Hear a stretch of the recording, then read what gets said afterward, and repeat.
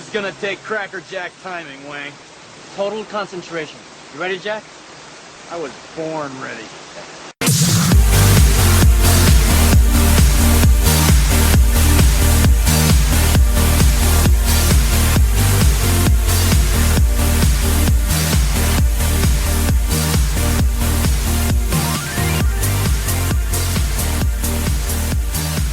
Welcome to the Deplorable Nation podcast.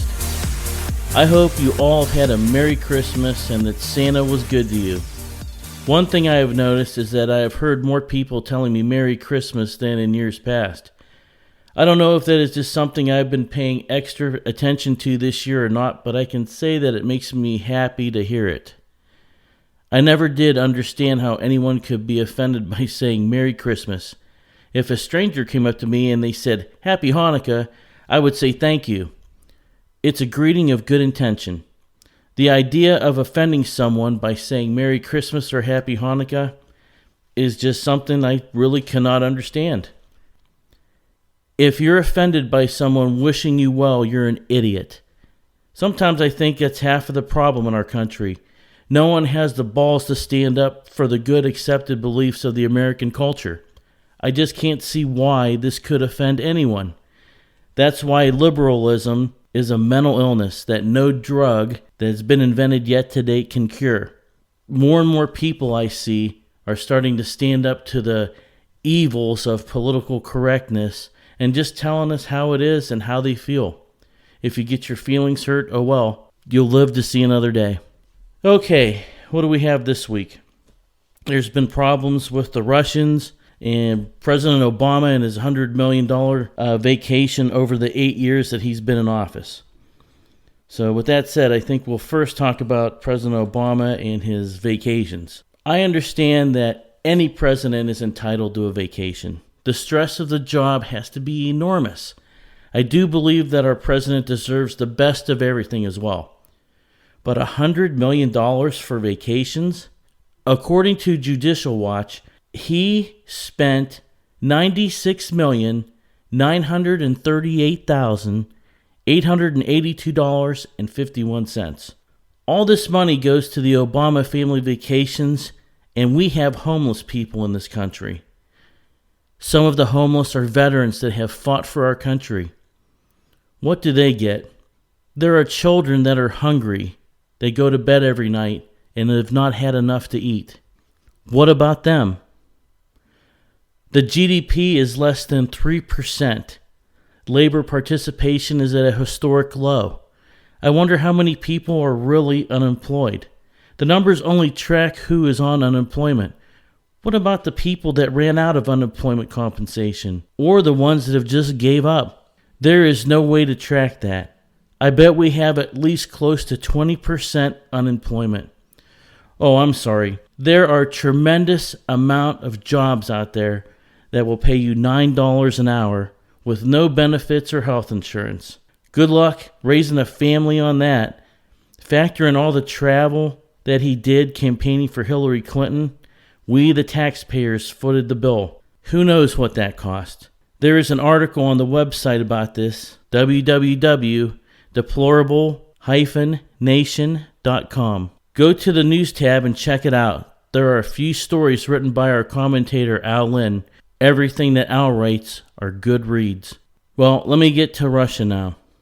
We are all on the bandwagon about Russia and the interference they have caused to our election. President Obama has now announced he intends to sanction Russia and has expelled 35 suspected Russian intelligence operatives. Not to get off the subject, but I do find this a little hypocritical due to the fact that Obama sent operatives to Israel in an attempt to influence their election. Our intelligence agencies have concluded that the attacks on the Democratic National Committee and other political organizations, with the approval of the Kremlin, and ultimately enabled the publication of the emails to benefit Donald J. Trump's campaign. The expulsion of the 35 Russians, who the administration said were spies posing as diplomats and other officials, and their families, was in response to the harassment of American diplomats in Russia, according to the State Department. It was unclear if they were involved in the hacking. So I just want to say that if we suspect that someone is spying, let's do something immediately to get rid of them. What were they here for anyway? If we suspect a foreign national is spying on us, it's time to, deport them and send them back to where they came from, whether it be Russia, China, or even to one of our allies. If you're here and we believe you're spying, you should be deported immediately, if not charged with something. Along with that, the State Department announced that they had closed a couple of the estates these people were using, blah, blah, blah, blah, blah. What I want to know is, where's the evidence of all this? None to date. I think we should be talking about how to improve our cybersecurity. We have heard a lot about hacking against our government agencies long before this incident, and it appears that nothing we have done has stopped it. How about our government officials stop using private email servers to conduct official business? A private server is not as secure as state-run email. The way that former Secretary of State Clinton handled her email does not help national security. She used that as a way to evade public record laws as well as to evade federal law enforcement. What she ended up doing is granting access to sensitive national security matters to our enemies. The way classified documents were handled by Secretary Clinton and her staff left something to be desired for sure. The China trip, where one of her aides left classified documents in her hotel room, then after she discovered that she forgot them, she went back for them. I wonder who was reading them in the meantime. Emails on a computer that was used by Huma Abedin and dirtbag pedophile Anthony Weiner. The way certain officials handle classified email documents are a total joke, and we wonder why these things happen. As far as the Podesta emails go, the DNC is not a government organization. Podesta was using Gmail. No offense, Google is not the most secure server from a hacking perspective. Podesta fell for a phishing email that was probably what did it. He was also reported to have lost his cell phone in a cab, so I would assume there are plenty of opportunities for someone to compromise Podesta's email. I have no sympathy for them after reading what was going on in the WikiLeaks weekly release of the Podesta emails. Podesta appeared on Meet the Press and right on cue blamed the Russians for Hillary Clinton's election failure. He will be looking to blame anyone he can after he led the worst-run presidential election in the modern era. Here are a few sound bites of the diarrhea spewing from his mouth. Well, look, I think the Russians clearly intervened in the election, and I think that now we know that both the CIA, the Director of National Intelligence, the FBI all agree that the Russians intervened to help Trump. Just like a trained dog, there he is, right on cue. The Russians did it. They swung the election to Trump. I don't need any evidence showing that. I'm just telling you, that's how it is. Well, let's see what else he had to say. NBC first revealed that Vladimir Putin was personally involved with that. Vladimir who? Putin. I have no idea who that is. Vladimir Putin. I think maybe John had a little pick-me-up in the bathroom before he came on camera. Well, let's continue with this rubbish. So I think that people went to the polls, they cast their votes. Hillary Clinton got 2.9 billion more votes than Donald Trump.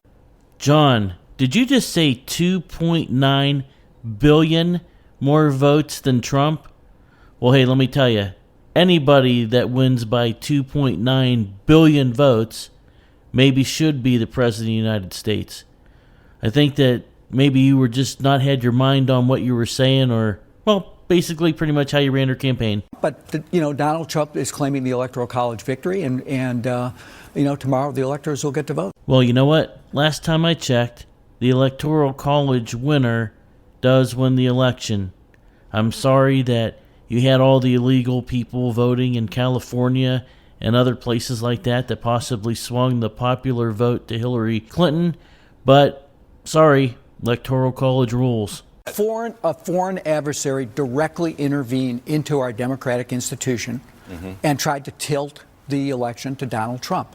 I think that if you look back and see what happened over the course of the last few weeks, you see the way the votes broke. I was highly critical of the way the FBI, particularly the FBI director, managed the situation with respect to the Russian engagement versus Hillary Clinton's emails. I think that all had an effect on the election. Well, they keep pounding the dead horse of the Russians interfering with the election, the big hackers that turned over the Podesta emails from the DNC to WikiLeaks, who in turn publish them as they always publish things once it's given to them and they verify it. As far as the FBI goes, well, guess what? There was possibly a crime committed by somebody that was using a private server that got hacked by someone unknown, where there's been no evidence shown that anyone has done it, and the FBI has a due diligence to investigate any crime. What else do you expect, Mr. Podesta? Well, that's all I can deal with Mr. Podesta in one day. Anything more we have to listen to will make us more and more dumb. Well, that'll do it for the podcast for this week. Remember, visit www.deplorable-nation.com. Go there for podcasts. Go there for articles written in our news section. Go there for maybe funny videos or other information we may post. Until next time, we'll see ya. Feel pretty good. And I'm not scared at all. I just feel kind of invincible. Me too. I got a very positive attitude about this. Good, you too. Yeah.